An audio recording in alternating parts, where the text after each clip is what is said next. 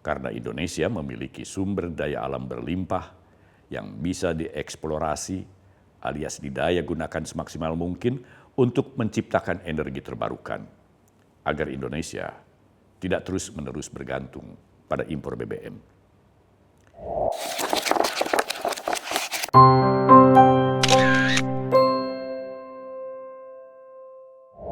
Kawan Minmot, peluncuran biodiesel B50 yang diresmikan Presiden Prabowo Subianto 9 Juli 2026 lalu tentunya harus disambut dengan penuh kegembiraan dan kebanggaan.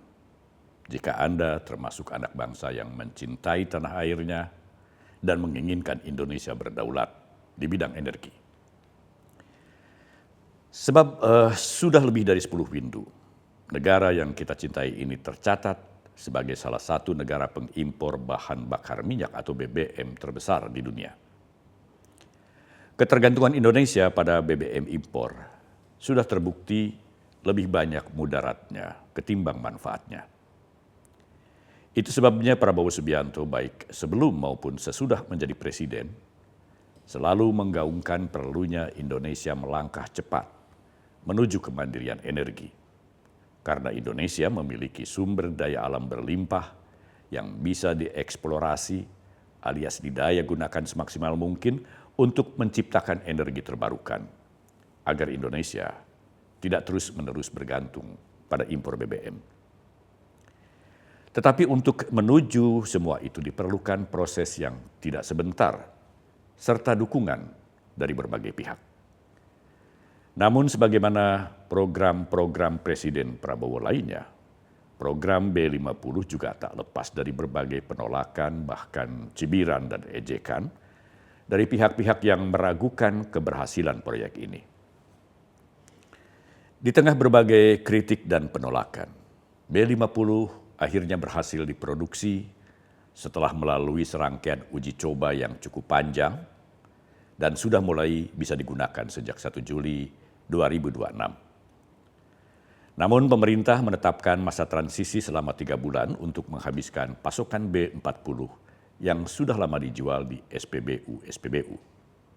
Setelah masa transisi itu berakhir atau pasokan B40 sudah habis, SPBU di seluruh Indonesia wajib menyediakan B50 paling lambat 1 Oktober 2026. Dengan adanya B50, Indonesia resmi tidak perlu lagi mengimpor solar. Sekadar tambahan informasi. B50 adalah bahan bakar campuran biodiesel yang terdiri dari 50% bahan bakar nabati berbasis minyak kelapa sawit atau fatty acid methyl ester yang disingkat FAME dan 50% solar konvensional berbahan baku fosil. Pasokan kedua bahan bakar tersebut lebih dari mencukupi. Solar berbahan baku fosil hasil pengeboran di dalam negeri cukup tersedia untuk dicampur dengan biodiesel berbahan baku minyak kelapa sawit. Sehingga Indonesia tidak perlu lagi mengimpor solar. Dan dengan dihentikannya impor solar, Indonesia bisa menghemat APBN hingga 170 triliun rupiah. Bukankah ini merupakan langkah awal menuju kemandirian energi yang patut dibanggakan? Selain itu, Indonesia ternyata merupakan negara pertama di dunia yang menerapkan mandatori B50. Lalu siapa yang menentang dan meragukan program mandatori B50? Menurut Presiden Prabowo, mereka adalah oknum-oknum yang memiliki kepentingan dengan impor solar. Mereka memanfaatkan impor bahan bakar termasuk solar untuk mendapatkan komisi pribadi. Sehingga mereka pun berusaha keras menjegal program ini dengan melontarkan berbagai alasan teknis seperti mesin kendaraan akan rusak jika menggunakan B50 dan para produsen otomotif tidak akan memberikan dukungan. Dulu waktu kita mulai, waduh, banyak yang menentang. Tidak bisa, nanti mesin rusak. Nanti pabrik tidak mau kasih kita mesin, nanti ini, nanti itu. Pokoknya mereka nggak mau kita B50. Karena dia mau supaya import. Dia mau import, di situ dia ambil komisi. Bayangkan 170 triliun. Kalau komisinya 20%, berapa itu? 30 triliun, 34 triliun. Dimakan hanya berapa belas orang. Yang kita perjuangkan, yang saya perjuangkan bersama pemerintah yang mendukung saya, bersama koalisi yang mendukung saya, dengan mandat yang diberikan oleh rakyat, yang kita perjuangkan adalah meraih kemakmuran untuk rakyat Indonesia dengan mengurangi, kalau bisa menghabisi korupsi.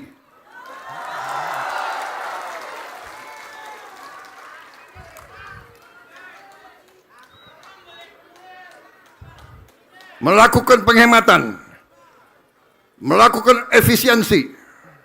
Ini perjuangan kita untuk Indonesia makmur. Indonesia tidak mungkin makmur kalau korupsi masih merajalela.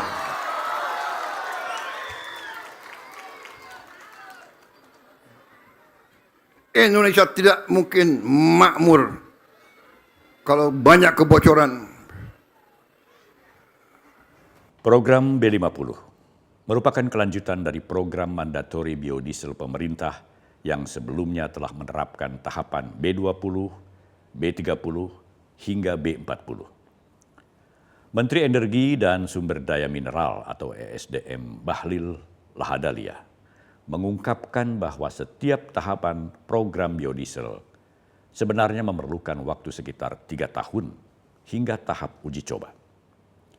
Tetapi karena Presiden Prabowo memerintahkan agar B50 harus sudah bisa diluncurkan pada 2026, apapun caranya, ESDM bersama kementerian-kementerian lainnya membentuk tim untuk mempercepat B50. Bahlil memaknai perintah Presiden itu lebih dari sekadar perlunya B50, tetapi ada tujuan yang lebih besar, yaitu soal kedaulatan, kemandirian, dan harga diri bangsa untuk bisa menghasilkan energi dari negara kita sendiri. Sebelum dinyatakan layak untuk diluncurkan, B50 sudah lebih dulu diuji cobakan pada berbagai jenis kendaraan yang menggunakan bahan bakar solar selama sekitar 6 bulan. Mulai dari mobil berbagai merek termasuk mobil bis bermerek Mercedes hingga kereta api dan kapal laut. Hasilnya, kualitas B50 terbukti lebih baik dari B40 yang sampai sekarang masih digunakan. B50 juga mendapat dukungan dari sejumlah pengusaha yang bergerak di sektor pertambangan. Mereka sudah menyatakan kesediaannya untuk membantu pemerintah meningkatkan produksi B50. Bapak Presiden mengatakan bahwa bagaimana caranya pun B50 harus kita bisa luncurkan di 2026. Karena kami maknai arahan dan perintah Bapak Presiden tidak hanya persoalan B50-nya, tapi persoalan kedaulatan, kemandirian, dan harga diri bangsa untuk bisa kita menghasilkan energi dari negara kita sendiri. Atas dasar arahan tersebut, maka kami tim bekerja keras. Pak Menko juga melakukan rapat-rapat untuk melakukan koordinasi. Dan alhamdulillah hari ini kita luncurkan. Pak, ini test case-nya 6 bulan. Jadi kereta api, mobil Mercedes pun dites Pak, bis. Tidak hanya Toyota, Mercedes pun oke. Jadi ini dari Asia sampai Eropa semua kita bikin. Kapal-kapal semuanya kita tes. Dan alhamdulillah Pak, hasil tesnya ternyata kualitas B50 jauh lebih baik daripada B40. Selain merintis kemandirian energi, program B50 juga membawa efek berganda pada masa depan industri kelapa sawit. Bahlil mengatakan bahwa program B50 telah meningkatkan kebutuhan CPO dari 15,2 juta ton menjadi 16,3 hingga 17 juta ton. Peningkatan kebutuhan CPO ini membantu memberikan kepastian pasar bagi para petani sawit karena nilai tambah yang didapat oleh industri CPO juga meningkat dari 20,9 triliun rupiah menjadi 23,49 triliun rupiah. Efek lainnya, meningkatnya penyerapan tenaga kerja. Jika pada program B40, tenaga kerja yang terserap sebanyak 1,8 juta orang, pada program B50 meningkat menjadi 2,1 juta tenaga kerja. Kalau sudah begini, apalagi yang menjadi persoalan? Menurut Presiden Prabowo Subianto, persoalan lainnya terletak pada bagaimana kita membangun kebanggaan atas hasil karya anak-anak bangsa dan kebanggaan atas bangsa dan negara sendiri, serta menghargai prestasi rekan-rekan kita, bukan malah iri dan dengki terhadap prestasi kawan sendiri. Senang melihat orang lain susah, dan susah melihat orang lain senang. Sehingga kita, menurut Prabowo, sering disebut sebagai bangsa kepiting yang tidak rela melihat teman berprestasi. Itu semua berawal dari rasa rendah diri, bukan rendah hati. Kadang-kadang kita kurang menghargai prestasi kita sendiri. Apalagi prestasi rekan-rekan kita. Kadang-kadang kita tidak hargai prestasi anak buah kita. Ada keanehan. Mungkin ini adalah kita terlalu lama dijajah oleh Belanda, oleh asing. Sehingga yang timbul adalah rasa rendah diri. Bukan rasa rendah hati. Minderwaardigheidscomplex itu. Inferiority complex. Kita koreksi. Ada prestasi bangsa kita. Justru sering kita tuh seneng melihat rekan sendiri susah. Dikatakan bahwa kita termasuk bangsa kepiting. Kepiting kalau rekannya sudah naik ke atas, kepiting yang di bawah nurunin dia lagi. Ada kepiting lain mau naik ke atas, kepiting lain nurunin dia lagi. Itu namanya seneng melihat rekan susah melihat rekan senang. Saya tidak tahu, mungkin saudara-saudara pun punya pengalaman. Ya. Rasa iri, dengki, ingin menjatuhkan orang, ingin mempermalukan saudara sendiri, rekan sendiri, bangsa sendiri. Padahal dunia ini penuh persaingan. Banyak negara yang iri sama kita. B50 adalah prestasi anak bangsa yang harus dihargai. B50 merupakan tonggak awal menuju kemandirian energi dan upaya ini tidak berhenti sampai di sini. Selain B50, yang pada tahap berikutnya bisa menjadi B60 atau bahkan B100, pemerintah juga sudah mulai menguji cobakan etanol yang berasal dari bahan baku singkong dan tebu yang pada saatnya nanti bisa menjadi pengganti bahan bakar bensin atau setidaknya bisa menjadi bahan bakar campuran bensin.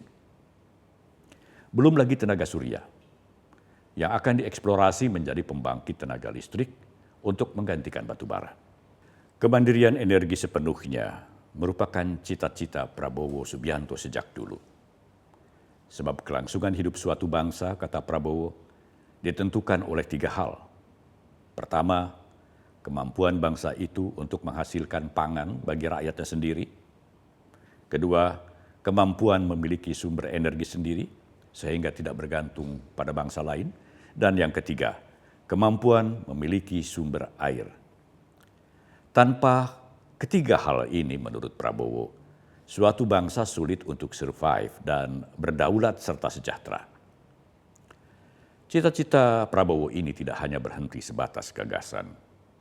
Ketika masih menjabat sebagai Menteri Pertahanan, Prabowo mengerahkan para ahli dari TNI dan Universitas Pertahanan RI untuk mencari dan mengeksplorasi sumber-sumber mata air di daerah-daerah yang sering mengalami kekeringan dan kelangkaan air bersih. Hasilnya sampai saat ini sudah ada 30.000 titik mata air yang dibor dan dipipanisasi dan telah digunakan masyarakat di daerah-daerah tersebut. Pun bahkan hingga hari ini, TNI masih melakukan pengeboran sumber air bersih di berbagai daerah. Kemudian, hanya setahun setelah Prabowo dilantik menjadi presiden, Indonesia berhasil mencapai swasembada pangan. Meskipun banyak pihak yang tidak mengakui adanya swasembada pangan dan menuduh pemerintah telah berbohong kepada rakyat. Kita makmur. Alhamdulillah, kita sudah buktikan bahwa kita mampu mengamankan dan menghasilkan pangan untuk rakyat kita. Kita sudah swasembada pangan.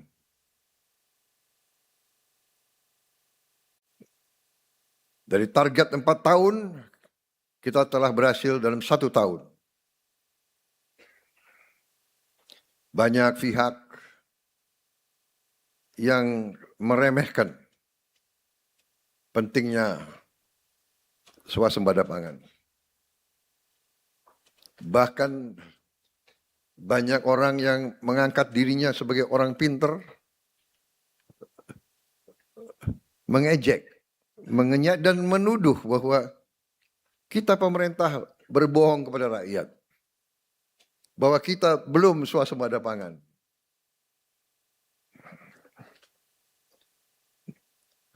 Berdosalah pemerintah yang berbohong kepada rakyatnya. Berdosalah pemimpin yang berbohong kepada rakyatnya.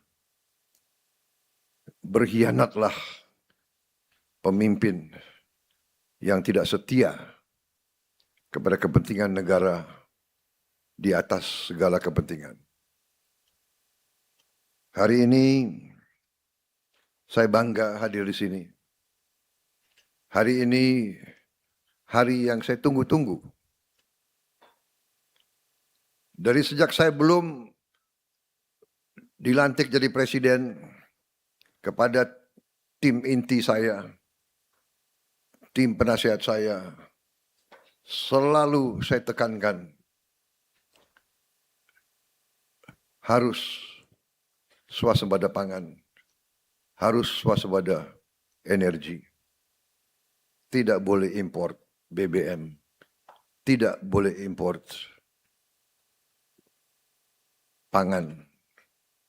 Sampai di sini dulu kawan Minmot. Terima kasih untuk Anda yang tetap setia menjadi subscriber kami dan Anda yang baru mensubscribe kanal kami. Juga terima kasih untuk Anda yang sering memberikan like, share, dan komentar. Salam Minmot.